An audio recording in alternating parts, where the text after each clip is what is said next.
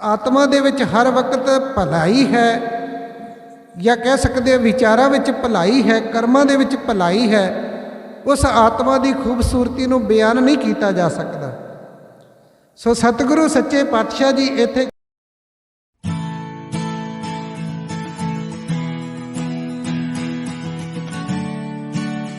गल करते हैं, सेज सुहावी सर्ब सुख, जिन्हां ने अपने हिरदे दे विचों पापां नूं खत्म किया है, हुण दुखा ना ही जाए, उन्हां दे दुख नहीं पो सकते, क्योंकि जिस जगह ते पाप हैं उत्थे ही दुख है। इस गल नूं जान लवो, पापां दा ते दुखां दा आपस विच बड़ा गूढ़ा संबंध है। पर जदों मनुख दे अंदर परमात्मा दी बंदगी होवे, मनुख दे अंदर पाप मिट जावे, खत्म हो जावे, जिवें दसिया सी पाप दे फुरने ही मुक जाण, तां कह सकते हाँ सतगुरु सच्चे पातशाह जी ने जो बचन कहे हैं, भगत कबीर जी ने भी, कि जहाँ ज्ञान तह धर्म है, जहाँ लोभ तह पाप। जिहदे विच भगत कबीर साहब जी ने भी यही बचन उच्चारण किए हैं कि जिथे ज्ञान है उथे धर्म है, जिथे झूठ है उथे पाप है, जहाँ लोभ तय काल है, जहाँ खिमा तय आप। बचन हैं इस प्रकार भगत कबीर साहब जी दे। सो सतगुरु सच्चे पातशाह जी कृपा करन, जिथे पाप है उथे दुख है। सतगुरु सच्चे पातशाह जी कहते हैं जदों परमात्मा मिल जाता है तो दुख मुक जाते हैं, दुख मिट जाते हैं, क्योंकि मन दे विच पाप नहीं रहिंदा, ते पाप गया तो दुख भी गए, क्योंकि परमात्मा का आना ही ये हुंदा कि पापां दी गठरी उठ जाती है। सो सतगुरु सच्चे पातशाह जी ने अगे गल कीती है, इछ पुनी वड भागणी वर पाया हर राय, मिल सहिया मंगल गावे गीत गोविंद अलाए। सतगुरु सच्चे पातशाह जी कहते हैं जिहड़ा परमात्मा है वो सब की इच्छा नूं पूर्ण करने वाला है। भाव कि असी परमात्मा दे दर ते अरदास बेनती करनी है, जोदड़ी करनी है कि परमात्मा कृपा कर, असी तेरी बंदगी कर रहे हाँ, ते बंदगी का फल है कि तू परमात्मा सानू मिलना कर, साडे हिरदे घर दी सेजा विच अपना आसन बना के बैठ। सो सतगुरु सच्चे पातशाह जी अगे गल करते हैं, इछ पुनी वड भागणी वर पाया हर राय। जदों जीव इस्त्री ने परमात्मा दे दर ते अरदास बेनती जोदड़ी कीती कि परमात्मा तू मिल, ते परमात्मा ने उस अरदास बेनती नूं स्वीकार कीता ते हिरदे घर दी सेजा ते आके विराजमान होया। ते सतगुरु सच्चे पातशाह जी कहते हैं परमात्मा रूपी वर मिल गया, जीव इस्त्री नूं परमात्मा रूपी वर मिल गया। ते फिर जदों वर मिलिया ते वर दे कौतक वेख के, वर दी वडियाई वेख के, फिर जीव इस्त्री है मिल के सहियां दे नाल, मिल सहियां मंगल गावई। सहियां दा मतलब है सखी सहेलियां दे नाल, ਜਿਹੜੇ होर भी परमात्मा की बंदगी करने वालियां सखियां सहेलियां ने उन्हां दे नाल मिल जुड़ के कह सकते हैं सतसंगत करके। तो फिर सतगुरु सच्चे पातशाह जी कहते हैं गीत गोविंद अलाए, उस परमात्मा की सिफतो सलाह दे गीत गाने कीते। जिमें कि हुणे थोड़ी देर पहला रल मिल के संगतां ने उस परमात्मा की बाणी की सिफतो सलाह की है। सो इसे गल नूं इत्थे सतगुरां ने जिक्र विच लिआंदा है। ते अगे गल कीती है, हर जेहा अवर ना दिसे कोई दूजा लवे ना लाए। जे परमात्मा की गल करिए तो परमात्मा वर्गा कोई होर नहीं है। परमात्मा परमात्मा है, उहदे वर्गा कोई हो ही नहीं सकता। जिन्नियां वडियाइयां, जिन्नियां कह सकते हैं खूबियां परमात्मा दे विच हन, उस तो इलावा किसी विच हो ही नहीं सकदियां। सतगुरां ने तो इत्थों तक कह दिता कि परमात्मा सब तो वड्डा है, मैं पेख्यो री मोहन सब ते ऊंचा, सारियां नालों उच्चा है, सुच्चा है, पवित्र है। परमात्मा दियां वडियाइयां बेअंत हैं। वो निरभौ है, निर्वैर है, समदृष्ट है, मिठ बोलड़ा है, जिन्ने भी उहदे गुण कह लीए घट हैं। सो सतगुरु सच्चे पातशाह जी इत्थे बेनती करते हैं, गल करते हैं, हर जेहा अवर न दिसई। परमात्मा जिहा कोई होर नहीं मैं देखिया, कोई दूजा लवे ना लाए, उहदी बराबरी कोई कर ही नहीं सकता, उहदे नेड़े तेड़े कोई पहुँच ही नहीं सकता। ये सतगुरां दा कहना है। ਲਵੇ ਨਾ ਲਾਏ ਦਾ ਮਤਲਬ ਹੈ ਉਹਦੀ ਬਰਾਬਰੀ ਪਰਮਾਤਮਾ ਦੀ ਕੋਈ ਨਹੀਂ ਕਰ ਸਕਦਾ, ਉਹਦੇ ਨੇੜੇ ਤੇੜੇ ਕੋਈ ਨਹੀਂ ਪਹੁੰਚ ਸਕਦਾ। ਤੇ ਅੱਗੇ ਗੱਲ ਕੀਤੀ ਹੈ, ਹਲਤ ਪਲਤ ਸਵਾਰੇ ਉਹਨਾਂ ਨਿਹਚਲ ਦਿੱਤੀ ਨ ਜਾਏ। ਦੇਖੋ ਪਰਮਾਤਮਾ ਦੀ ਬੰਦਗੀ ਦੇ ਵਿੱਚ ਕਿੰਨੀ ਵਡਿਆਈ ਹੈ। ਕਹਿੰਦੇ ਨੇ 84 ਲੱਖ ਜੂਨ ਹੈ, 84 ਲੱਖ ਜੂਨ ਦੇ ਵਿੱਚੋਂ ਮਨੁੱਖਾ ਜੂਨ ਨੂੰ ਸਭ ਤੋਂ ਸ੍ਰੇਸ਼ਟ ਮੰਨਿਆ ਜਾਂਦਾ ਹੈ। ਮਨੁੱਖ ਕਿਉਂ ਸ੍ਰੇਸ਼ਟ ਹੈ? ਕਿਉਂਕਿ ਇਹ ਪਰਮਾਤਮਾ ਦੀ ਬੰਦਗੀ ਕਰ ਸਕਦਾ ਹੈ। ਬਾਕੀ ਜਿਹੜੇ ਜੀਵ ਜੰਤੂ ਪਸ਼ੂ ਪੰਛੀ ਹਨ ਉਹ ਪਰਮਾਤਮਾ ਦੀ ਬੰਦਗੀ ਕਰਕੇ ਪਰਮਾਤਮਾ ਨਹੀਂ ਪਾ ਸਕਦੇ। ਇਸ ਗੱਲ ਨੂੰ ਸ਼ਾਇਦ ਅਸੀਂ ਪਹਿਲਾਂ ਵੀ ਕਹਿ ਕੇ ਜਾ ਚੁੱਕੇ ਹਾਂ ਕਿ ਤੁਲਸੀਦਾਸ ਜੀ ਇੱਕ ਵਾਰੀ ਜੰਗਲ ਦੇ ਵਿੱਚੋਂ ਲੰਘ ਰਹੇ ਸਨ ਤਾਂ ਅਚਾਨਕ ਉਹਨਾਂ ਦਾ ਵਾਸਤਾ ਪੈ ਗਿਆ ਘੋੜੇ ਦੇ ਨਾਲ। ਘੋੜਾ ਕਹਿੰਦਾ ਤੁਸੀਂ ਜਿਹੜੇ ਇਨਸਾਨ ਹੋ, ਕਹਿੰਦੇ ਅਸੀਂ ਸ੍ਰੇਸ਼ਟ ਹਾਂ ਤੇ ਮੇਰੇ ਵਾਂਗੂ ਤੂੰ ਦੌੜ ਕੇ ਵਿਖਾ, ਕਿਉਂਕਿ ਘੋੜਾ ਦੌੜਨ ਵਿੱਚ ਤੇਜ਼ ਹੈ, ਫੁਰਤੀਲਾ ਹੈ। ਕਹਿੰਦਾ ਮੇਰੇ ਵਾਂਗੂ ਦੌੜ ਕੇ ਦਿਖਾ। ਤੁਲਸੀਦਾਸ ਜੀ ਨੇ ਹੱਥ ਜੋੜ ਦਿੱਤੇ, ਕਹਿੰਦਾ ਮੈਂ ਤੁਹਾਡੇ ਵਾਂਗੂ ਦੌੜ ਨਹੀਂ ਸਕਦਾ, ਕਿਉਂਕਿ ਪ੍ਰਮਾਤਮਾ ਨੇ ਇਹ ਖੂਬੀ ਤੇਰੇ ਵਿੱਚ ਟਿਕਾਈ ਹੈ, ਮੇਰੇ ਵਿੱਚ ਨਹੀਂ। ਉਸ ਤੋਂ ਬਾਅਦ ਤੁਲਸੀਦਾਸ ਨੂੰ ਅੱਗੇ ਇੱਕ ਬਾਂਦਰ ਮਿਲਿਆ ਜਿਹੜਾ ਕਿ ਝੱਟ ਟੱਪਦਾ ਹੈ ਇੱਕ ਦਰਖਤ ਤੋਂ ਦੂਸਰੇ ਰੁੱਖ ਤੇ ਤੀਸਰੇ ਰੁੱਖ ਤੇ। ਤਾਂ ਉਹ ਕਹਿੰਦਾ ਇਨਸਾਨ ਤੂੰ ਕਹਿੰਦਾ ਹੈ ਆਪਣੇ ਆਪ ਨੂੰ ਸ੍ਰੇਸ਼ਟ, ਤੇ ਫਿਰ ਸ੍ਰੇਸ਼ਟਤਾ ਆਪਣੀ ਸਾਬਤ ਕਰ। ਜਿਵੇਂ ਮੈਂ ਇੱਕ ਰੁੱਖ ਤੋਂ ਝੱਟ ਦੂਸਰੇ ਰੁੱਖ ਤੇ ਪਹੁੰਚ ਜਾਣਾ, ਤੂੰ ਵੀ ਇਸ ਤਰ੍ਹਾਂ ਟੱਪੂ ਸੀਆਂ ਜਾਂ ਟੱਪ ਕੇ ਦਿਖਾ। ਤੁਲਸੀਦਾਸ ਜੀ ਕਹਿੰਦੇ ਇਹ ਖੂਬੀ ਪ੍ਰਮਾਤਮਾ ਨੇ ਸਿਰਫ ਤੈਨੂੰ ਦਿੱਤੀ ਹੈ, ਸਾਨੂੰ ਨਹੀਂ ਦਿੱਤੀ। ਇਸ ਕਰਕੇ ਮੈਂ ਇਹ ਟੱਪਣ ਵਾਲਾ ਕੰਮ ਨਹੀਂ ਕਰ ਸਕਦਾ ਤੇਰੇ ਵਾਂਗੂ। ਸੋ ਇਸੇ ਤਰ੍ਹਾਂ ਹੀ ਕਈ ਹੋਰ ਜਾਨਵਰ ਵੀ ਮਿਲੇ ਤਾਂ ਸਾਰਿਆਂ ਦੇ ਅੱਗੇ ਤੁਲਸੀਦਾਸ ਜੀ ਨੇ ਹੱਥ ਜੋੜੇ, ਕਿਉਂਕਿ ਲੰਮੀ ਹੋ ਜਾਏਗੀ ਗਾਥਾ। ਤੇ ਕਹਿੰਦਾ ਹਾਂ ਇਹ ਤੁਹਾਡੇ ਵਿੱਚ ਅਲੱਗ-ਅਲੱਗ ਖੂਬੀਆਂ ਜ਼ਰੂਰ ਹਨ, ਪਰ ਇੱਕ ਖੂਬੀ ਮੇਰੇ ਵਿੱਚ ਵੀ ਹੈ, ਇਨਸਾਨ ਵਿੱਚ ਵੀ। ਆਓ ਅਸੀਂ ਸਾਰੇ ਜੀਵ ਜੰਤੂ ਜਾਨਵਰ ਰਲ ਮਿਲ ਕੇ ਉਸ ਪਰਮਾਤਮਾ ਦੀ ਸਿਫਤੋ ਸਲਾਹ ਗਾਈਏ, ਉਹਦੀ ਬੰਦਗੀ ਕਰੀਏ ਜਿਸ ਨੇ ਸਾਨੂੰ ਸਾਰਿਆਂ ਨੂੰ ਪੈਦਾ ਕੀਤਾ ਹੈ, ਪ੍ਰਗਟ ਕੀਤਾ ਹੈ ਇਸ ਸੰਸਾਰ ਵਿੱਚ। ਤਾਂ ਸਾਰੇ ਜਾਨਵਰ ਸੀਸ ਝੁਕਾ ਕੇ ਆਪੋ ਆਪਣੀ ਥਾਂ ਤੇ ਚਲੇ ਗਏ। ਕਹਿੰਦੇ ਅਸੀਂ ਇਹ ਕੰਮ ਨਹੀਂ ਕਰ ਸਕਦੇ, ਪਰਮਾਤਮਾ ਦੀ ਬੰਦਗੀ ਕਰਨ ਵਾਲਾ ਕਾਰਜ ਅਸੀਂ ਨਹੀਂ ਕਰ ਸਕਦੇ। ਇਹ ਸੱਚੀ ਗੱਲ ਹੈ। ਜੀਵ ਜੰਤੂ ਪਸ਼ੂ ਪੰਛੀ ਜਿਹੜੇ ਹਨ ਬੰਦਗੀ ਕਰਕੇ ਪਰਮਾਤਮਾ ਨਹੀਂ ਪਾ ਸਕਦੇ। ਇਹ ਵਡਿਆਈ ਸਿਰਫ ਇੱਕ ਇਨਸਾਨ ਨੂੰ ਪ੍ਰਾਪਤ ਹੈ, ਮਨੁੱਖ ਨੂੰ ਪ੍ਰਾਪਤ ਹੈ ਕਿ ਮਨੁੱਖ ਬੰਦਗੀ ਕਰੇ ਤੇ ਬੰਦਗੀ ਕਰਕੇ ਪਰਮਾਤਮਾ ਨੂੰ ਪਾ ਲਵੇ। ਤੇ ਪਰਮਾਤਮਾ ਨੂੰ ਪਾਉਣ ਦੇ ਲਈ ਅੱਗੇ ਦੱਸਿਆ ਕਿ ਆਪਣੇ ਆਪ ਦੇ ਅੰਦਰ ਬੜਾ ਝੁਕਣਾ ਪੈਂਦਾ ਹੈ, ਨਿਉਣਾ ਪੈਂਦਾ ਹੈ।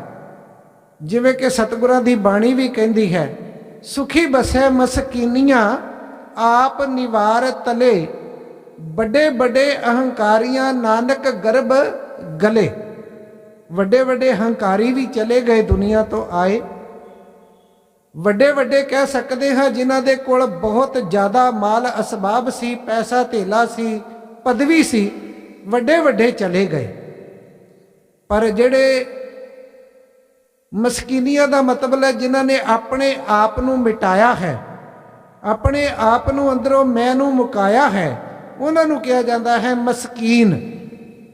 ਸੋ ਸਤਿਗੁਰੂ ਜੀ ਕਹਿੰਦੇ ਨੇ ਉਹ ਸੁਖੀ ਵਸਦੇ ਹਨ। ਤੇ ਇੱਥੇ ਵੀ ਸਤਿਗੁਰਾਂ ਨੇ ਇਹੀ ਗੱਲ ਆਖੀ ਹੈ ਕਿ ਹਲਤ ਪਲਤ ਸਵਾਰਿਆਂ ਨੂੰ ਉਹਨਾਂ ਦਾ ਲੋਕ ਤੇ ਪਰਲੋਕ ਪਰਮਾਤਮਾ ਦੀ ਬੰਦਗੀ ਦੇ ਸਦਕਾ ਸਵਰ ਜਾਂਦਾ ਹੈ। ਜਿਹੜੇ ਮਨੁੱਖ ਪਰਮਾਤਮਾ ਦੀ ਬੰਦਗੀ ਕਰਦੇ ਹਨ ਤੇ ਉਹਨਾਂ ਨੂੰ ਇੱਕ ਇਹੋ ਜਿਹੀ ਪਦਵੀ ਪ੍ਰਾਪਤ ਹੁੰਦੀ ਹੈ ਜਿਹਨੂੰ ਚੌਥਾ ਪਦ ਕਿਹਾ ਜਾਂਦਾ ਹੈ। ਅਵਸਥਾਵਾਂ ਹੁੰਦੀਆਂ ਹਨ ਮਨੁੱਖ ਦੀਆਂ, 4 ਅਵਸਥਾਵਾਂ ਦਾ ਜ਼ਿਕਰ ਕਰਦੀ ਹੈ ਗੁਰਬਾਣੀ। ਚੌਥਾ ਪਦ ਸਭ ਤੋਂ ਸ੍ਰੇਸ਼ਟ ਤੇ ਉੱਚੀ ਪਦਵੀ ਵਾਲਾ ਪਦ ਹੈ। ਸੋ ਉਸ ਚੌਥੀ ਪਦਵੀ ਤੇ ਮਨੁੱਖ ਦੀ ਆਤਮਾ ਸੁਰਤੀ ਪਹੁੰਚ ਜਾਂਦੀ ਹੈ ਜਿੱਥੇ ਕਿ ਕੋਈ ਡੋਲਣਾ ਨਹੀਂ ਹੈ, ਜਿੱਥੇ ਕਿ ਟਿਕਾਓ ਹੈ। ਸੋ ਸਤਿਗੁਰਾਂ ਨੇ ਇਹੀ ਗੱਲ ਕੀਤੀ ਹੈ, ਨਿਚਲ ਹਸਤੀ ਹੈ ਪ੍ਰਮਾਤਮਾ, ਅਟਲ ਹਸਤੀ ਹੈ ਪ੍ਰਮਾਤਮਾ। ਤਿਵੇਂ ਹੀ ਉਹ ਜੀਵ ਵੀ ਅਟਲ ਅਵਸਥਾ ਦੀ ਪ੍ਰਾਪਤੀ ਕਰ ਲੈਂਦਾ ਜਿਹੜਾ ਪ੍ਰਮਾਤਮਾ ਦੀ ਬੰਦਗੀ ਕਰਦਾ ਹੈ। ਸਤਿਗੁਰਾਂ ਨੇ ਅੱਗੇ ਗੱਲ ਕੀਤੀ ਹੈ, ਸੰਸਾਰ ਸਾਗਰ ਤੇ ਰੱਖੀਨ ਬਹੁੜ ਨ ਜਨਮੈ ਧਾਏ। ਇਹ ਗੱਲ ਸਵੇਰੇ ਵੀ ਕੀਤੀ ਸੀ ਕਿ ਮਨੁੱਖ ਨੂੰ ਮੁਕਤੀ ਚਾਹੀਦੀ ਹੈ, ਮੰਗਣੀ ਪ੍ਰਮਾਤਮਾ ਦੇ ਕੋਲੋਂ ਅਰਦਾਸ ਬੇਨਤੀ ਵਿੱਚ। ਕਿਉਂਕਿ ਜੇ ਮੁਕਤੀ ਨਹੀਂ ਚਾਹੁੰਦਾ, ਇਹਦਾ ਮਤਲਬ ਇਸ ਤੋਂ ਇਲਾਵਾ ਹੋਰ ਜੋ ਕੁਝ ਵੀ ਚਾਹੁੰਦਾ ਹੈ ਮਨੁੱਖ ਸੰਸਾਰ ਦੇ ਵਿੱਚ, ਠੀਕ ਹੈ ਪ੍ਰਾਪਤ ਕਰ ਲੈਂਦਾ, ਪਰ ਪ੍ਰਾਪਤ ਕਰਕੇ ਵੀ ਕੀ ਪ੍ਰਾਪਤ ਕਰਦਾ ਹੈ? ਕਿਉਂਕਿ ਕਿਸੇ ਵੀ ਚੀਜ਼ ਦਾ ਸਾਥ ਹਮੇਸ਼ਾ ਨਹੀਂ ਬਣਿਆ ਰਹਿੰਦਾ। ਸਭ ਚੀਜ਼ਾਂ ਦੇ ਨਾਲੋਂ ਮਨੁੱਖ ਦਾ ਸੰਬੰਧ ਸਾਥ ਟੁੱਟ ਜਾਂਦਾ ਹੈ। इस गल नूं सतगुरां दी बाणी ने दसिया है।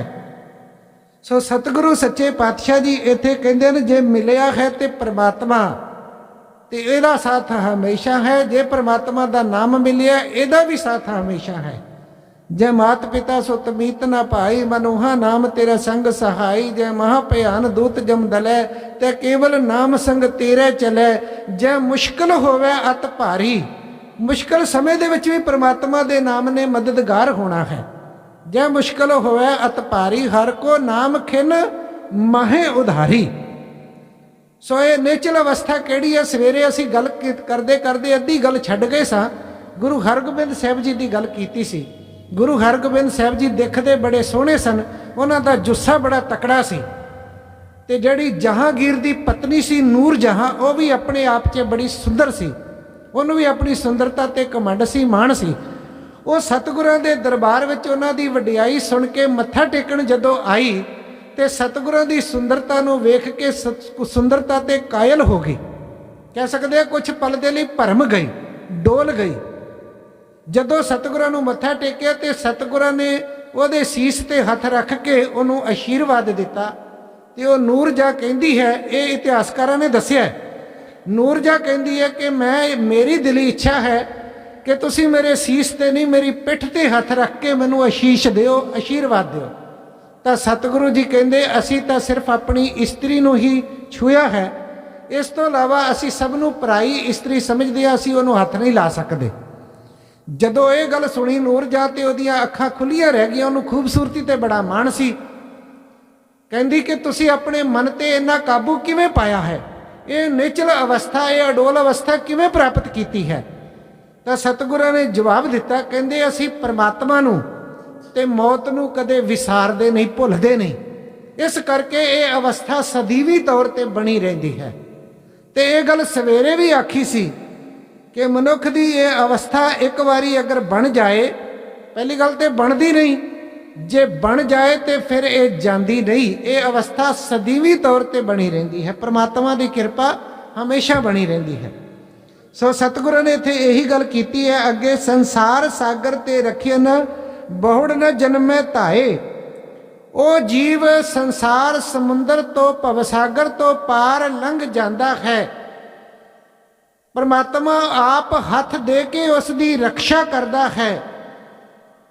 वो दोबारा जन्म मरण के गेड़ विच नहीं पैंदा। ये सतगुरां दा शब्द कह रहा है। ਜਿਹੜੇ मनुख परमात्मा की बंदगी करते हैं, असी जिन्ना जन्म साडा बीत गया वो तो बीत गया, चलो जदों तक बंदगी नहीं की, पर हुण अगे जो समा है उसनूं असी संभालीए ते परमात्मा की बंदगी दे विच जुड़ीए। सतगुरां दी बाणी ये कहंदी है, कर बंदे तू बंदगी जिचर घट मैं सा। जदों तक तेरे सवास चलते हैं उदों तक तू परमात्मा की बंदगी करता रहो, क्योंकि इसने ही नाल जाना है। ते परमात्मा की बंदगी मन नूं निर्मलताई देंदी है। जदों मन विच निर्मलताई होवे तां मनुख दा मुक्त होना भी कह सकते हैं सुभाविक है। सो इत्थे सतगुरां ने यही गल कीती है, बहुड़ ना जन्मै धाए। वो दोबारा जन्म मरण के गेड़ विच नहीं पैंदा जिस मनुख दे अंदर निर्मलताई है। सतगुरु जी अगे गल करते हैं, जेहबा एक अनेक गुण तरे नानक चरणी पाए। अगली पंक्ति विच सतगुरु जी कहते हैं साडी जेहबा तां एक है। इस गल नूं होर थां ते भी सतगुरां ने बयान किया, तुम दाते ठाकुर प्रतिपालक नायक खसम हमारे। निमख निमख तुम ही प्रतिपालो हम बारक तुमरे धारे। जेहबा एक कवन गुण कही है बेशुमार बेअंत सुआमी तेरो अंत न किन्ही लही है। उही गल इत्थे सतगुरां ने कीती है, कहंदे ने जिहवा साडी एक है। देखो परमात्मा ने जदों मनुख दे शरीर की बनतर बनाई है तो बड़ी सोच समझ के, बड़ी कह सकते हैं कमाल दी ओदी ये खेड है या ओदी रचना है। मनुख नूं पैर दो दिते हन, मनुख नूं हथ भी दो दिते हन, होर सुणो मनुख नूं देखण लई अखां भी दो दित्तियां हन, ते मनुख नूं सुणन दे लई कंन भी दो दिते हन। हर चीज़ दो है। कमाल दी गल देखो, पर जदों मूँह की गल आई, जेबा की गल आई ਤੇ ਪ੍ਰਮਾਤਮਾ ਨੇ ਇੱਥੇ ਦੋ ਨਹੀਂ ਦਿੱਤੀਆਂ, ਜੇਬਾਂ ਇੱਕੋ ਹੀ ਦਿੱਤੀ ਹੈ। ਕਿਉਂ? ਇਹਦਾ ਕੀ ਕਾਰਨ ਹੈ? ਕਿਉਂਕਿ ਪ੍ਰਮਾਤਮਾ ਜਾਣਦਾ ਸੀ ਕਿ ਮਨੁੱਖ ਨੇ ਅੱਗੇ ਕੀ ਕੁਝ ਕਰਨਾ ਹੈ। ਇਹਨੇ ਬੋਲਣਾ ਬਹੁਤ ਜ਼ਿਆਦਾ ਹੈ ਤੇ ਸੁਣਨਾ ਬਹੁਤ ਘੱਟ ਹੈ। ਸੋ ਸੁਣਨ ਦੇ ਲਈ ਦੋ ਕੰਨ ਦਿੱਤੇ, ਨਹੀਂ ਵੀ ਇੱਕ ਕੰਨ ਨਾਲ ਨਹੀਂ ਤੇਰਾ ਸਰਨਾ, ਤੂੰ ਦੋ ਕੰਨ ਲੈ ਕੇ ਜਾ, ਬਹੁਤਾ ਸੁਣੀ। ਇਹਦਾ ਮਤਲਬ ਇਹ ਸੀ, ਭਾਵ ਕਿ ਪ੍ਰਮਾਤਮਾ ਦਾ ਅੰਦਰ ਖਾਤੇ ਇਹ ਸੀ ਮਨੁੱਖ ਨੂੰ ਇਸ਼ਾਰਾ ਕਿ ਸੁਣੀ ਜ਼ਿਆਦਾ ਤੇ ਬੋਲੀ ਘੱਟ। ਪਰ ਇਹ ਬੋਲਦਾ ਜ਼ਿਆਦਾ ਤੇ ਸੁਣਦਾ ਘੱਟ ਹੈ। ਤਾਂ ਉਹ ਸਤਿਗੁਰਾਂ ਨੂੰ ਬਾਣੀ ਵਿੱਚ ਕਹਿਣਾ ਵੀ ਪਿਆ, ਬਹੁਤਾ ਬੋਲਣ ਝੱਖਣ ਹੋਏ, ਵਿਣ ਬੋਲੇ ਜਾਣੈ ਸਭ ਸੋਏ। ਜਿਨ ਕੰਨ ਕੀਤੇ ਅੱਖੀ ਨਾਕ, ਜਿਨ ਜਿਹਵਾ ਦਿੱਤੀ ਬੋਲੇ ਤਾਤ। ਜਿਨ ਮਨ ਰਾਖਿਆ ਅਗਨੀ ਪਾਏ, ਵਾਜੈ ਪਵਨ ਆਖੈ ਸਭ ਜਾਏ। ਜੇਤਾ ਮੋਹ ਪ੍ਰੀਤ ਸਵਾਦ, ਸਭਾ ਕਾਲਖ ਦਾਗਾ ਦਾਗ। ਦਾਗ ਦੋਸ਼ ਮੂੰ ਚਲਿਆ ਲਾਏ, ਦਰਗਾ ਬੈਸਣ ਨਹੀਂ ਜਾਏ। ਸਤਿਗੁਰੂ ਸੱਚੇ ਪਾਤਸ਼ਾਹ ਜੀ ਨੇ ਬਹੁਤ ਕੁਝ ਕਿਹਾ ਹੈ ਇਸ ਸ਼ਬਦ ਵਿੱਚ, ਪਰ ਜਿਹੜੀ ਗੱਲ ਹੈ ਉਹ ਇੱਥੇ ਇਹੀ ਕਹੀ ਹੈ ਕਿ ਪ੍ਰਮਾਤਮਾ ਨੇ ਸਾਨੂੰ ਹਰ ਚੀਜ਼ ਦੋ ਦਿੱਤੀ ਹੈ, ਪਰ ਜੇਬਾ ਇੱਕ ਦਿੱਤੀ ਹੈ ਕਿ ਬੋਲੀ ਘੱਟ ਸੁਣੀ ਜ਼ਿਆਦਾ। ਮਨੁੱਖ ਕਰਦਾ ਕੀ ਹੈ? ਇਹ ਬੋਲਦਾ ਜ਼ਿਆਦਾ ਹੈ, ਸੁਣਦਾ ਘੱਟ ਹੈ। ਸੋ ਸਤਿਗੁਰਾਂ ਨੂੰ ਕਹਿਣਾ ਪਿਆ ਬਹੁਤਾ ਬੋਲਣ ਝੱਖਣ ਹੋਏ। ਤੇ ਇੱਥੇ ਸਤਿਗੁਰਾਂ ਨੇ ਕਿਹਾ ਸਾਡੇ ਕੋਲ ਇੱਕੋ ਹੀ ਜੇਬਾ ਹੈ। ਅੱਗੇ ਗੱਲ ਕੀਤੀ, ਜੇਬਾ ਏਕ ਅਨੇਕ ਗੁਣ, ਪ੍ਰਮਾਤਮਾ ਦੇ ਗੁਣ ਬਹੁਤ ਜ਼ਿਆਦਾ ਹਨ। ਸਾਡੀ ਜੇਬਾ ਇੱਕ ਹੈ, ਪ੍ਰਮਾਤਮਾ ਦੇ ਗੁਣ ਬਹੁਤ ਜ਼ਿਆਦਾ ਹਨ। ਨਾਨਕ ਚਰਣੀ ਪਾਏ। ਸੋ ਉਹਦੇ ਗੁਣਾਂ ਨੂੰ ਦੇਖ ਕੇ ਤਾਂ ਸਾਡਾ ਇਹੀ ਬਣਦਾ ਕਿ ਉਹਦੇ ਅੱਗੇ ਝੁਕ ਜਾਈਏ, ਉਹਦੇ ਅੱਗੇ ਸਿਰ ਝੁਕਾ ਦਈਏ। ਸਾਡਾ ਤੇ ਇਹੀ ਬਣਦਾ ਹੈ ਸਿਸਟਮ। ਜਿਵੇਂ ਕਹਿੰਦੇ ਹਨ, ਹੁਣੇ ਪੜ੍ਹ ਰਹੇ ਸਾਂ ਅਸੀਂ ਬੁੱਕ ਵਿੱਚ ਕਿ ਤੁਲਸੀਦਾਸ ਜੀ ਹੀ ਰਹੀਮ ਨੂੰ ਮਿਲਣ ਵਾਸਤੇ ਗਏ। ਰਹੀਮ ਤੁਹਾਨੂੰ ਸ਼ਾਇਦ ਪਤਾ ਹੋਏਗਾ, ਰਹੀਮ ਦੇ ਦੋਹੇ ਵੀ ਹਨ। ਬੜਾ ਵਿਦਵਾਨ ਸੀ, ਕਹਿ ਸਕਦੇ ਹਾਂ ਜੁੜੀ ਹੋਈ ਉਹਦੀ ਵੀ ਸੁਰਤੀ ਸੀ, ਆਤਮਾ ਸੀ। ਰਹੀਮ ਨੂੰ ਮਿਲਣ ਵਾਸਤੇ ਗਿਆ। ਇਸ ਤੋਂ ਇਲਾਵਾ ਇੱਕ ਹੋਰ ਅਹਿਲਕਾਰ ਵੀ ਉੱਥੇ ਮਿਲਣ ਵਾਸਤੇ ਆਇਆ ਸੀ, ਉਹ ਹਾਥੀ ਤੇ ਚੜ੍ਹ ਕੇ ਆਇਆ। ਤਾਂ ਤੁਲਸੀਦਾਸ ਨੇ ਕੀ ਵੇਖਿਆ ਰਹੀਮ ਦੇ ਕੋਲ ਬੈਠਿਆਂ ਕਿ ਜਿਹੜਾ ਹਾਥੀ ਹੈ ਨਾ, ਉਹ ਕੀ ਕਰ ਰਿਹਾ? ਉਹ ਆਪਣੇ ਪੈਰ ਦੇ ਨਾਲ ਜ਼ਮੀਨ ਦੀ ਮਿੱਟੀ ਨੂੰ ਥੋੜਾ ਥੋੜਾ ਪੁੱਟ ਰਿਹਾ ਹੈ। ਪੈਰ ਦੇ ਨਾਲ ਮਿੱਟੀ ਨੂੰ ਉਡਾ ਰਿਹਾ ਹੈ, ਧੂੜ ਨੂੰ ਉਡਾ ਰਿਹਾ ਹੈ। ਫਿਰ ਉਸ ਤੋਂ ਬਾਅਦ ਕੀ ਕਰਦਾ ਹੈ? ਸੁੰਡ ਦੇ ਵਿੱਚ ਉਸ ਧੂੜ ਨੂੰ ਚੁੱਕਦਾ ਹੈ ਤੇ ਆਪਣੇ ਮੱਥੇ ਤੇ ਲਾਈ ਜਾ ਰਿਹਾ, ਆਪਣੇ ਮੱਥੇ ਤੇ ਪਾ ਰਿਹਾ ਹੈ। ਤਾਂ ਤੁਲਸੀਦਾਸ ਨੇ ਉਸ ਵੇਲੇ ਪੁੱਛਿਆ ਰਹੀਮ ਜੀ ਨੂੰ, ਇਹ ਕਰ ਕੀ ਰਿਹਾ ਹੈ? ਕਹਿੰਦੇ ਦਰਅਸਲ ਹਾਥੀ ਨੂੰ ਵੀ ਇੰਨੀ ਸੂਝ ਹੈ, ਇੰਨੀ ਅਕਲ ਹੈ, ਇੰਨੀ ਉਹਦੇ ਵਿੱਚ ਵੀ ਪੈਸ ਕਰ ਸਕਦੇ ਆ। ਪ੍ਰਮਾਤਮਾ ਨੇ ਟਿਕਾਈ ਹੈ ਸੁਰਤੀ। ਉਹ ਵੇਖ ਰਿਹਾ ਕਿ ਇੱਥੇ ਸੰਤ ਜਨ ਇਕੱਠੇ ਹੋਏ ਹਨ ਤੇ ਇੱਥੋਂ ਹੀ ਉਹਨਾਂ ਦੇ ਚਰਨ ਚੱਲ ਕੇ ਗਏ ਹਨ ਤੇ ਉਹ ਸੰਤ ਜਨਾਂ ਦੇ ਚਰਨਾਂ ਦੀ ਧੂੜੀ ਨੂੰ ਆਪਣੇ ਮੱਥੇ ਤੇ ਚੁੱਕ ਕੇ ਲਾ ਰਿਹਾ ਹੈ। ਯਾਨੀ ਜੇ ਹਾਥੀ ਵੀ ਚੁੱਕ ਸਕਦਾ ਹੈ ਤੇ ਇਨਸਾਨ ਕਿਉਂ ਨਹੀਂ ਚੁੱਕ ਸਕਦਾ? ਸੋ ਸਤਿਗੁਰੂ ਸੱਚੇ ਪਾਤਸ਼ਾਹ ਜੀ ਨੇ ਇੱਥੇ ਇਹੀ ਗੱਲ ਕੀਤੀ ਹੈ ਕਿ ਜੇਵਾ ਏਕ ਅਨੇਕ ਗੁਣ ਤੇਰੇ ਨਾਨਕ ਚਰਨੀ ਪਾਏ। ਉਹਦੇ ਚਰਨਾਂ ਵਿੱਚ ਝੁਕ ਜਾਈਏ, ਬਸ ਇਹਦੇ ਵਿੱਚ ਹੀ ਸੁੱਖ ਹੈ, ਇਹਦੇ ਵਿੱਚ ਹੀ ਪ੍ਰਮਾਤਮਾ ਦੀ ਕਿਰਪਾ ਹੈ, ਰਹਿਮਤ ਹੈ। ਤੇ ਅਖੀਰਲੀ ਪੰਕਤੀ ਵਿੱਚ ਸਤਿਗੁਰੂ ਜੀ ਕਹਿੰਦੇ ਨੇ, ਫਲਗੁਣ ਨਿਤ ਸਲਾਹੀਆ ਜਿਸਨੋ ਤਿਲ ਨਾ ਤਮਾਏ। ਚਲੋ ਅਸੀਂ ਜਿੰਨਾ ਜੀਵਨ ਬਤੀਤ ਕਰ ਲਿਆ ਉਹਦੀ ਸਿਫਤੋ ਸਲਾਹ ਤੋਂ ਬਿਨਾ, ਉਹ ਤੇ ਠੀਕ ਹੈ, ਪਰ ਹੁਣ ਅੱਗੇ ਤੋਂ ਇਹ ਖਿਆਲ ਕਰੀਏ। ਸਤਿਗੁਰੂ ਜੀ ਕਹਿੰਦੇ ਹਨ ਉਹਨੂੰ ਹਮੇਸ਼ਾ ਸਲਾਉਂਦੇ ਰਹੀਏ, ਉਹਦੀ ਸਿਫਤੋ ਸਲਾਹ ਕਰਦੇ ਰਹੀਏ, ਭਾਵ ਉਹਦੇ ਗੁਣ ਗਾਉਂਦੇ ਰਹੀਏ। ਜਿਸ ਨੂੰ ਤਿਲ ਨਾ ਤਮਾਏ, ਜਿਸ ਨੂੰ ਭਾਵ ਕਿ ਕਿਸੇ ਪ੍ਰਕਾਰ ਦਾ ਵੀ ਤਿਲ ਮਾਤਰ ਜਿੰਨਾ ਵੀ ਤਮਾ ਨਹੀਂ ਹੈ। ਇਹ ਤਾਂ ਗੱਲ ਪਹਿਲਾਂ ਵੀ ਕਹਿ ਚੁੱਕੇ ਆ ਕਿ ਅਸੀਂ ਜੇ ਉਹਨੂੰ ਵੱਡਾ ਕਹਿੰਦੇ ਆ ਤੇ ਅਸੀਂ ਵੱਡੇ ਹੁੰਦੇ ਆ, ਜੇ ਉਹਨੂੰ ਭਲਾ ਕਹਿੰਦੇ ਆ ਸਾਨੂੰ ਭਲਾਈ ਮਿਲਦੀ ਹੈ। ਜੇ ਪ੍ਰਮਾਤਮਾ ਨੂੰ ਅਸੀਂ ਛੋਟਾ ਕਹਿੰਦੇ ਆ ਤੇ ਪ੍ਰਮਾਤਮਾ ਛੋਟਾ ਨਹੀਂ ਹੋ ਜਾਂਦਾ, ਉਹ ਤਾਂ ਵੀ ਵੱਡਾ ਹੀ ਰਹੇਗਾ। ਸੋ ਸਤਿਗੁਰੂ ਸੱਚੇ ਪਾਤਸ਼ਾਹ ਜੀ ਨੇ ਇੱਥੇ ਗੱਲ ਇਹੀ ਕੀਤੀ ਹੈ ਕਿ ਜੇ ਤੁਸੀਂ ਸਿਫਤੋ ਸਲਾਹ ਕਰਦੇ ਹੋ ਨਾ, ਉਹਨੂੰ ਇਹ ਤਮਾ ਨਹੀਂ ਹੈ, ਲਾਲਚ ਨਹੀਂ ਹੈ ਕਿ ਤੁਸੀਂ ਸਿਫਤੋ ਸਲਾਹ ਕਰੋ। ਇਹ ਤਾਂ ਅਸੀਂ ਆਪਣੀ ਰੂਹ ਦੀ ਸਫਾਈ ਦੇ ਲਈ ਪਰਮਾਤਮਾ ਦੀ ਸਿਫਤੋ ਸਲਾਹ ਕਰਨੀ ਹੈ, ਬੰਦਗੀ ਕਰਨੀ ਹੈ। ਅਸੀਂ ਪਰਮਾਤਮਾ ਦੇ ਗੁਣ ਤਾਂ ਹੀ ਤਾਂ ਗਾਉਣੇ ਹਨ ਕਿਉਂਕਿ ਉਹ ਪਰਮਾਤਮਾ ਬੜਾ ਰਹਿਮ ਹੈ, ਰਹਿਮ ਦਿਲ ਵਾਲਾ ਹੈ। ਉਹ ਆਪਣੇ ਸਾਰੇ ਗੁਣ ਉਸ ਜੀਵ ਨੂੰ ਬਖਸ਼ਿਸ਼ ਕਰ ਦਿੰਦਾ ਹੈ ਜੋ ਪਰਮਾਤਮਾ ਦੇ ਵਿੱਚ ਮੌਜੂਦ ਹਨ। ਤੇ ਪਰਮਾਤਮਾ ਸਿਰਫ ਗੁਣਵਾਨ ਹੈ, ਉਹ ਔਗਣਹਾਰਾ ਨਹੀਂ ਹੈ।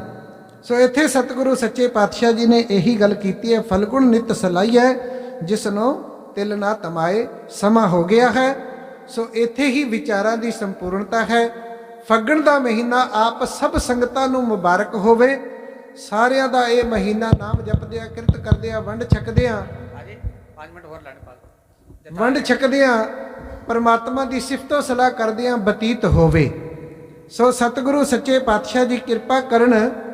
ਸਤਿਗੁਰਾਂ ਨੇ ਇੱਥੇ ਆਪਾ ਭਾਵ ਗਵਾਉਣ ਦੀ ਗੱਲ ਕੀਤੀ ਹੈ। ਆਪਾ ਭਾਵ ਜਿਵੇਂ ਭਗਤ ਕਬੀਰ ਸਾਹਿਬ ਜੀ ਕਹਿੰਦੇ ਨੇ, ਕਬੀਰ ਰੋੜਾ ਹੋਏ ਰੋ ਬਟ ਕਾ ਤਜ ਮਨ ਕਾ ਅਭਿਮਾਨ, ਐਸਾ ਤੇਰਾ ਦਾਸ ਹੋਏ ਤਾਹੇ ਮਿਲੇ ਭਗਵਾਨ। फिर अगे गल करते हैं, कबीर रोड़ा हुआ तो क्या भया जो पंथी को दुख देहे, हरजन ऐसा चाहिए जो धरनी में खेह। कबीर खे हुई तो क्या भया जो उड लागे अंग, हरजन ऐसा चाहिए जो पानी सरबंग। कबीर पानी हुआ तो क्या भया जो सीरा ताता होए, हरजन ऐसा चाहिए जैसा हर ही होए। सो कहण दी गल है, इत्थे भगत कबीर जी ने उदाहरण दे के मनुख नूं एक झुकण दी बिरती सिखाई है, दसी है कि तू जिहड़ा राह दे विच रोड़ा पिया हुंदा ना, जणा खरा उहनूं पैर मार के निकलदा है। वो बेचारा कदे इधर कदे उधर, कदे इधर कदे उधर ठोकरा खांदा है। तां भगत कबीर ने जदों ओहदी इह हालत देखी ते कहंदा, तू भी ते सब दे चरनां दी धूड़ी बनना, ते तू क्यों नहीं इस रोड़े वर्गा बन जांदा। पर जदों रोड़े नूं होर ध्यान दे नाल तकिया ते वेखिया, इह ते लोकां दे पैरां विच चुभदा भी है, दुख भी दिंदा है। पर परमात्मा दा भगत इदां दा ते नहीं हो सकदा, किसे नूं दुख दवे, किसे नूं तकलीफ दवे। सो इस करके फिर सोचदा है रोड़ा नहीं बनना, रोड़े दी बजाए इह धरती दी जिहड़ी मिट्टी है, ਇਹਦੇ ਵਿੱਚੋਂ ਸਾਨੂੰ ਫਲ ਫੁੱਲ ਅਨਾਜ ਸਭ ਕੁਝ ਮਿਲਦਾ ਹੈ। ਇਹਦੇ ਨਾਲ ਹੀ ਅਸੀਂ ਬਿਲਡਿੰਗਾਂ ਬਣਾਉਂਦੇ ਹਾਂ, ਇਹਦੇ ਉੱਤੇ ਹੀ ਅਸੀਂ ਰਹਿੰਦੇ ਹਾਂ, ਇਹਦੇ ਉੱਤੇ ਹੀ ਜਦੋਂ ਸਾਡੀ ਮੌਤ ਹੁੰਦੀ ਹੈ ਫਿਰ ਸਵਾਹ ਦੀ ਢੇਰੀ ਬਣ ਕੇ ਇਹਦੇ ਵਿੱਚ ਹੀ ਸਮਾ ਜਾਂਦੇ ਹਾਂ, ਮਿਲ ਜਾਂਦੇ ਹਾਂ। ਕਹਿਣ ਦੀ ਗੱਲ ਹੈ ਕਿ ਕਹਿੰਦਾ ਕਿ ਖੇਡ ਦਾ ਰੂਪ ਬਣ ਜਾਵਾਂ, ਸਵਾਹ ਬਣ ਜਾਵਾਂ। ਪਰ ਜਦੋਂ ਵੇਖਿਆ ਉਹ ਵੀ ਉੱਡਦੀ ਹੈ, ਜਦੋਂ ਹਵਾ ਚੱਲਦੀ ਹੈ ਉਹ ਟਿਕੀ ਨਹੀਂ ਰਹਿੰਦੀ, ਉਹ ਉੱਡਦੀ ਹੈ ਤੇ ਲੋਕਾਂ ਦੇ ਉੱਤੇ ਪੈਂਦੀ ਹੈ, ਭਾਵ ਕਿ ਮੈਲਾ ਕਰਦੀ ਹੈ। ਸੋ ਇਸ ਕਰਕੇ ਖੇ ਵੀ ਨਹੀਂ ਹੋਣਾ ਚਾਹੀਦਾ ਭਗਤ ਨੂੰ। ਫਿਰ ਕਿਸ ਦਾ ਰੂਪ ਬਣੇ? ਪਾਣੀ ਦਾ ਰੂਪ ਬਣੇ, ਕਿਉਂਕਿ ਪਾਣੀ ਹਮੇਸ਼ਾ ਨਿਵਾਣ ਵੱਲ ਜਾਂਦਾ ਹੈ ਤੇ ਹਮੇਸ਼ਾ ਨੀਵੇਂ ਹੀ ਤੇ ਰਹਿਣਾ ਹੈ, ਨੀਵੇਂ ਬਣ ਕੇ ਹੀ ਰਹਿਣਾ ਹੈ। ਪਰ ਜਦੋਂ ਵੇਖਿਆ ਕਿ ਪਾਣੀ ਨੂੰ ਠੰਡ ਮਿਲਦੀ ਹੈ, ਠੰਡਾ ਹੋ ਜਾਂਦਾ, ਠੋਸ ਹੋ ਜਾਂਦਾ, ਜੰਮ ਜਾਂਦਾ, ਜਦੋਂ ਇਹਨੂੰ ਗਰਮੀ ਮਿਲਦੀ ਹੈ ਇਹ ਉਬਾਲੇ ਮਾਰਦਾ ਹੈ, ਤਾਂ ਇਹਦੀ ਵੀ ਅਵਸਥਾ ਬਦਲ ਜਾਂਦੀ ਹੈ। ਕਹਿੰਦਾ ਭਗਤ ਨੂੰ ਇਸ ਤਰ੍ਹਾਂ ਦਾ ਨਹੀਂ ਹੋਣਾ ਚਾਹੀਦਾ, ਪਾਣੀ ਵਰਗਾ ਵੀ। ਕਿੱਦਾਂ ਦਾ ਹੋਵੇ? ਕਬੀਰ ਪਾਣੀ ਹੁਆ ਤੋ ਕਿਆ ਪਿਆ ਜੋ ਸੀਰਾ ਤਾਤਾ ਹੋਏ, ਹਰਜਨ ਐਸਾ ਚਾਹੀਏ ਜੈਸਾ ਹਰ ਹੀ ਹੋਏ। ਜਿੱਦਾਂ ਦਾ ਪਰਮਾਤਮਾ ਖੁਦ ਆਪ ਹੈ, ਇਦਾਂ ਦਾ ਹੀ ਹਰੀ ਦਾ ਭਗਤ ਹੋਣਾ ਚਾਹੀਦਾ ਹੈ। ਇਹ ਇੱਕ ਭਗਤਾਂ ਨੇ ਸਾਨੂੰ ਦੱਸਿਆ ਹੈ, ਸਿਖਾਇਆ ਹੈ। ਸੋ ਸਤਿਗੁਰੂ ਸੱਚੇ ਪਾਤਸ਼ਾਹ ਜੀ ਕਿਰਪਾ ਕਰਨ। ਇੱਥੇ ਹੀ ਵਿਚਾਰਾਂ ਦੀ ਸੰਪੂਰਨਤਾ ਹੈ। ਦਾਸ ਤੋਂ ਬੋਲਦਿਆਂ ਹੋਈਆਂ ਤਰੁੱਟੀਆਂ ਗਲਤੀਆਂ ਦੀ ਖਿਮਾ। ਜਿਨ੍ਹਾਂ ਵੱਲੋਂ ਵੀ ਮਾਇਆ ਦੀ ਸੇਵਾ ਕੀਤੀ ਗਈ ਹੈ, ਮਹਾਰਾਜ ਉਹਨਾਂ ਦੇ ਸ਼ੀਸ਼ ਤੇ ਮਿਹਰ ਭਰੇ ਹੱਥ ਰੱਖੇ, ਉਹਨਾਂ ਦੇ ਕਾਰੋਬਾਰਾਂ ਵਿੱਚ ਬਰਕਤਾਂ ਵਾਧੇ ਪਾਵੇ, ਪਰਿਵਾਰਾਂ ਦੇ ਵਿੱਚ ਸੁਖ ਸ਼ਾਂਤੀਆਂ ਵਰਤਾਵੇ। ਸੋ ਇੱਥੇ ਹੀ ਸੰਪੂਰਨਤਾ ਹੈ ਜੀ। ਵਾਹਿਗੁਰੂ ਜੀ ਕਾ ਖਾਲਸਾ, ਵਾਹਿਗੁਰੂ ਜੀ ਕੀ ਫਤਿਹ।